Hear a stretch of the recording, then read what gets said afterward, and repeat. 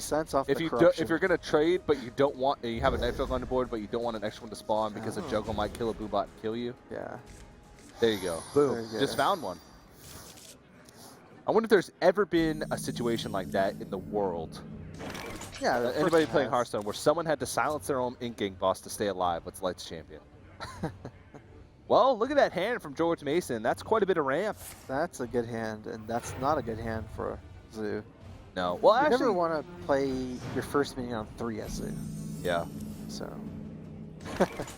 normally it's based on playing some smaller minions and snowballing those minions. Yeah. And George Mason might be like, did they switch to handlock? Why would they do that? Nope.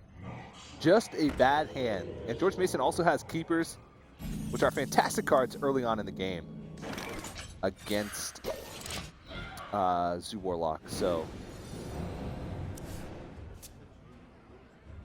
I'm interested to see if they actually use a Innervate here, because with Innervate you can unstealth the Shade and hero power down the 2/1 after. If you don't use your Innervate, I guess it's still fine to save your Innervate because you can just trade the Aspirin in. This is a matchup where I don't think it matters too much whether your Aspirin's at 2/3 or 2/1, but against Implosion actually it will actually end up mattering since Imps trade off against 2/1s but not 2/3s. So yeah. I could also see just face and not unstealth. Yeah, one of the ways that you can win as a Druid is just to get an early board lead, put enough pressure on, and then combo out and control the state of the board. Yeah. Most likely an Implosion turn, but probably on Void the Void Caller is also could be an option, but I think Implosion's just too much to pass up. It is vulnerable to swipe, but yeah. At this point you're not too upset if they swipe just to clear off Implosion, because you're trading a 4 mana for 4 mana, but they killed a creature in the long run, and you're just pushing effectively damage. Implosioning a 4/2, not a 3/1 by Implosioning the Shade, because it'll grow next turn into a 4/2. Yeah.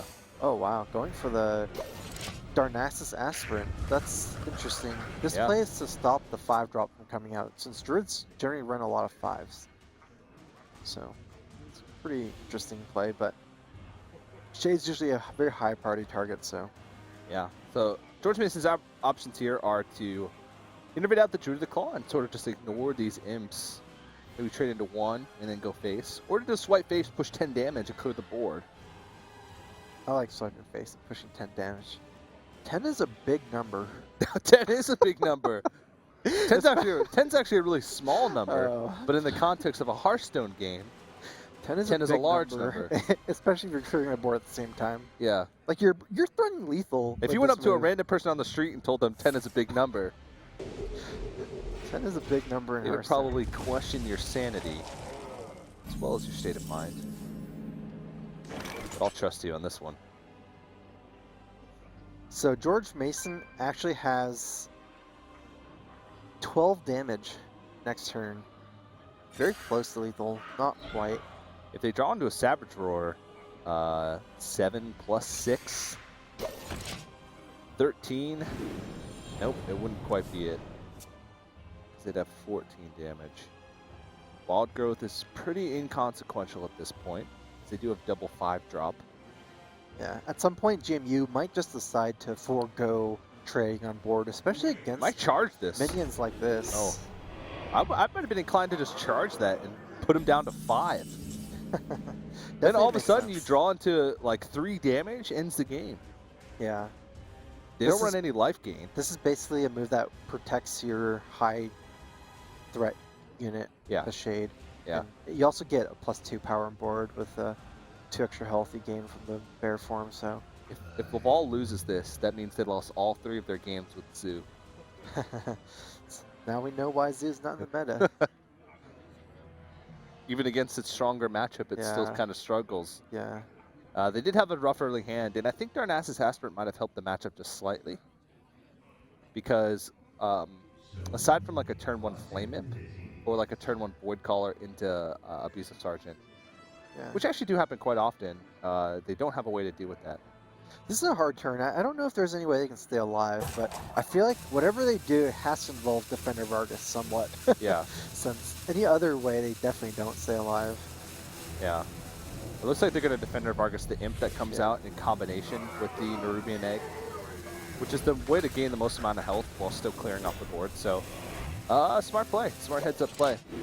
But there are still some lethal outs here, and especially with the Azure Drake's not keeper. one of them. Azure Drake is not one of them. It's still a little bit off from lethal. Yeah, 2 damage off, to be exact, but they're more than happy to push this damage to face.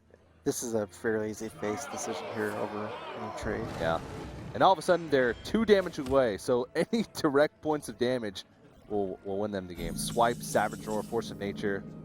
They didn't take out the Kazan Mystic. Did they get the memo? I don't think they got the memo. No, they did not. And Well Played comes out. They just tap into death. Honorable Sudoku committed, and George Mason University, high fives all around, and they show off their pump. What does that say in the bottom?